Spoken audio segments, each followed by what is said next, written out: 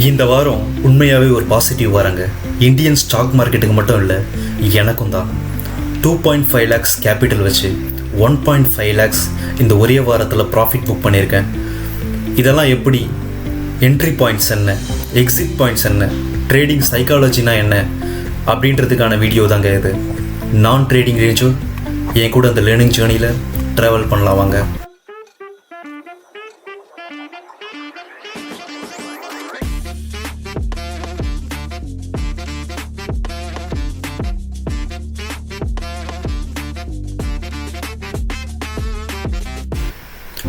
இன்னைக்கு 31 ஜூலைங்க. இது என்னோட ஜீரோதா அக்கௌண்ட்டில் இருக்கிற ஓப்பன் பொசிஷன்ஸ், அதாவது ஆப்ஷன்ஸில் நான் என்னென்னலாம் வாங்கி வச்சுருக்கேன் அப்படின்றதுக்கான ஓப்பன் பொசிஷன்ஸ் ஸ்க்ரீன்ஷாட்டுங்க. இந்த இடத்துல நீங்கள் பார்த்தீங்கன்னா ஒவ்வொரு ஸ்டாக்லேயும் என்னோட ப்ராஃபிட் அட்லீஸ்ட் 20 or 30% மேலே இருக்குங்க. லாஸ் ஆன ஸ்டாக்ஸும் இருக்குது, அதோட லாஸ் பர்சன்டேஜ் கம்மியாக இருக்குது. ஸோ இதுக்காக நான் ஓவரால் ஸ்பெண்ட் பண்ண கேபிட்டல் பார்த்தீங்கன்னா ஒரு 2 lakhs உள்ளே இருக்குங்க. ஆனால் இந்த ப்ராஃபிட் 95,000 அன்ரியலைஸ்டாக என்கிட்ட இருக்குங்க.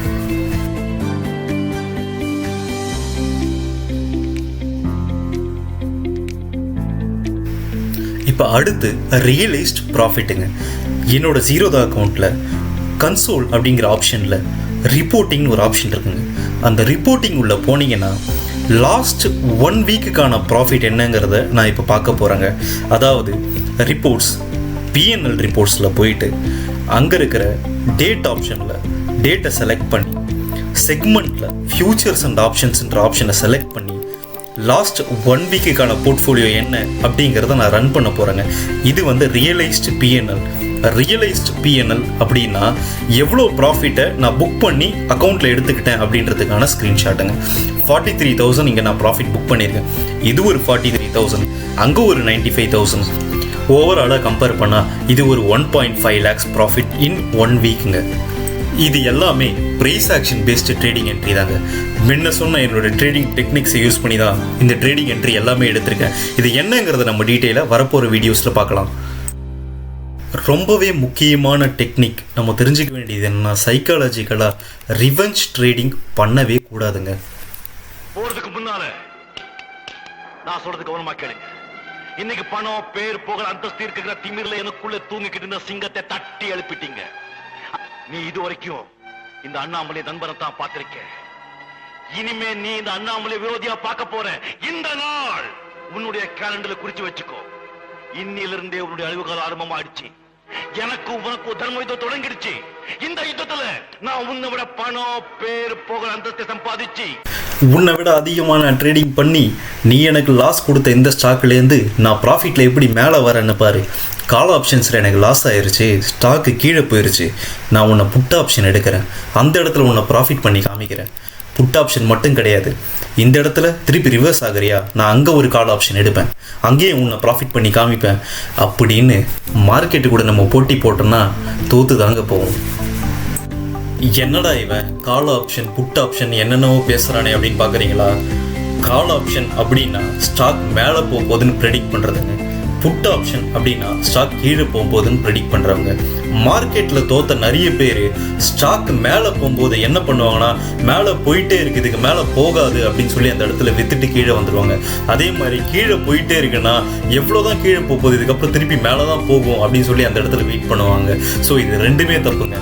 இதை நான் நிறைய வீடியோவில் சொல்லியிருக்கேன். நிறைய பிகினர் ட்ரேடர் பண்ணுற தப்பு எல்லாமே இதுதாங்க. ஸோ ஆப்ஷன் எடுக்கும்போது கால் ஆப்ஷன் எடுப்பாங்க, அதுவே ஸ்டாக்கு கொஞ்சம் ரிவர்ஸ் ஆனாலும் திருப்பி புட் ஆப்ஷன் எடுப்பாங்க, அங்கேயும் தோற்று போயிட்டு திருப்பி அங்கேருந்து ஒரு கால் ஆப்ஷன் எடுப்பாங்க. மொத்தத்தில் இந்த இண்டஸ்ட்ரீஸ், ஓவரால் மார்க்கெட் இது என்ன பண்ணும் அப்படின்னா, சின்ன சின்ன ரீட்டைல் ட்ரேடரோட மணியை பிடுங்கிட்டு பெரிய பெரிய இண்டஸ்ட்ரியோ, ஒரு நல்ல ப்ரொப்பரேட்டரோ, ஒரு பெரிய மார்க்கெட்டில் இருக்க ஒரு இன்வெஸ்டரோ உங்கள் ப்ராஃபிட் எல்லாம் புக் பண்ணிட்டு போயிட்டே இருப்பாங்க. இதுதாங்க காலகாலத்துக்கு நடக்கிற நியதி.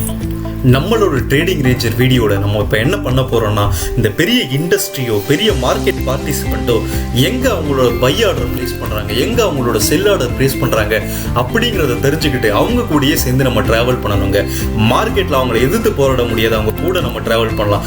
அவங்களால 1 கோடி ரூபாய் சம்பாதிக்க முடிஞ்சால் நம்மளால் 1 லட்ச ரூபாய் கண்டிப்பாக சம்பாதிக்க முடியுங்க. இதை தாங்க நம்ம பண்ணிக்கிட்டு இருக்கோம். நான் இப்போ சொல்ல போகிற விஷயம் உங்களுக்கு ரொம்பவே ஆச்சரியமாக இருக்கலாங்க. ட்ரேடிங்கில் 20% தாங்க டெக்னிக்கல் ஸ்கில்ஸ், 80% சைக்காலஜி தாங்க பேசும். மார்க்கெட்டில் ஜெயிக்கிறதுக்கு ஒரே ஒரு முக்கியமான விஷயம் தாங்க. அது என்னன்னு தெரிஞ்சுக்கணுமா, நீங்கள் உங்களை பார்க்கணும். அது நீங்கள் தான், இட்ஸ் யூ. ஏன் அப்படி சொல்ல வரேன்னா, உங்கள் சைக்காலஜி தான் மேஜர் ரோல் ப்ளே பண்ணும் இந்த ப்ராஃபிட் புக் பண்ணுறதுலையும் லாஸ் ஆகிட்டு வெளியில் வரதுலையும். நம்ம இப்போ என்ன பார்க்க போகிறோன்னா ட்ரேடிங் டிப்ஸ் பார்க்க போகிறோங்க. அதாவது உங்களுக்குன்னு ஒரு ப்ராப்பர் பிளான் இருக்கணுங்க. ஃபார் எக்ஸாம்பிள், நான் இந்த ஸ்டாக் மூவிங் ஆவரேஜ் டச் பண்ணால் மட்டும் வாங்குவேன், இந்த ஸ்டாக் சப்போர்ட் அண்ட் ரெசிஸ்டன்ஸில் இருந்தால் மட்டும் ட்ரேட் பண்ணுவேன், இல்லை இந்த ஸ்டாக் ஒரு பைவட் பாயிண்ட் டச் பண்ணால் மட்டும் ட்ரேடிங் பண்ணுவேன். இப்படின்றதெல்லாம் ஒரு ட்ரேடிங் பிளானுங்க. அது முதல் விஷயம். ரெண்டாவது, அந்த செட்டப் இருந்தால் மட்டும்தான் ட்ரேட் பண்ணணும். நீங்கள் ஒரு ப்ராப்பர் செட்டப் பண்ணிட்டீங்க, ஆனால் அந்த இடத்துல அந்த ஸ்டாக் இல்லை அப்படின்னா அந்த ஸ்டாக்கை நீங்கள் ட்ரேடிங் பண்ணணுன்ற அவசியமே இல்லைங்க. அன்னைக்கு டேயில் மார்க்கெட்டை நீங்கள் வாட்ச் பண்ணிவிட்டு சும்மா கூட இருக்கலாம். மூணாவது விஷயம், ஃபோமோ அப்படின்னு ஒரு முக்கியமான கான்செப்ட் சொல்லுவாங்க, ஃபியர் ஆஃப் மிஸ்ஸிங் அவுட். அப்படின்னா என்னென்னா, மார்க்கெட் ஐயோ நம்ம மேலே போயிடுச்சு, இந்த ஸ்டாக்கை ரொம்ப மிஸ் பண்ணிட்டோமே அப்படின்ற வருத்தமே நீங்கள் படக்கூடாதுங்க. கீழே போயிடுச்சு, இந்த இடத்துல வாங்காமல் விட்டுட்டோமே அப்படின்ற வருத்தமும் நம்ம படக்கூடாதுங்க. மார்க்கெட் உங்களுக்கான ஆப்பர்ச்சுனிட்டியை கொடுத்துக்கிட்டே இருக்குங்க. ஏன்னா மார்க்கெட் ஒரே நாளில் டிசால்வ் ஆக போகிற விஷயம் கிடையாது. ப்ரீ கோவிட் எங்கேயோ இருந்த சென்செக்ஸ் இப்போ எங்கே இருக்குதுன்னு பாருங்கள். ஸோ மார்க்கெட் எல்லாருக்குமே அதுக்கான ஆப்பர்ச்சுனிட்டியே தரும். இதில் ரொம்ப முக்கியமான விஷயம் பொறுமை. அது மட்டும் எல்லா ட்ரேடர்ஸ்க்கும் இருக்கணும். நான் இது வரைக்கும் உங்களுக்கு காமிச்ச ஸ்க்ரீன்ஷாட் எல்லாமே ஆப்ஷன்ஸ் ட்ரேடிங்கில் நான் பண்ண ப்ராஃபிட்டும் அன்ரியலைஸ்ட் ப்ராஃபிட்டும் மட்டும்தாங்க. இதை ஒரு ஆப்ஷன் ஸ்ட்ராட்டஜி சீரீஸாக கன்சிடர் பண்ணி வரப்போகிற வீடியோஸில் என்னென்ன டைப்ஸ் ஆஃப் ஆப்ஷன்ஸ் இருக்குது, அந்த ஆப்ஷன்ஸை வச்சு நம்ம எப்படி ட்ரேட் பண்ணலாம், எப்படி ப்ராஃபிட் பண்ணலாம் அப்படின்றத பற்றி தெரிஞ்சுக்கலாங்க. இப்போதைக்கு இந்த வீடியோ இதோட முடிக்கிறேங்க. Thank you so much for all the support. Keep supporting. மறக்காம சர்ப்ரைஸ் பண்ணுங்க. தேங்க்யூ.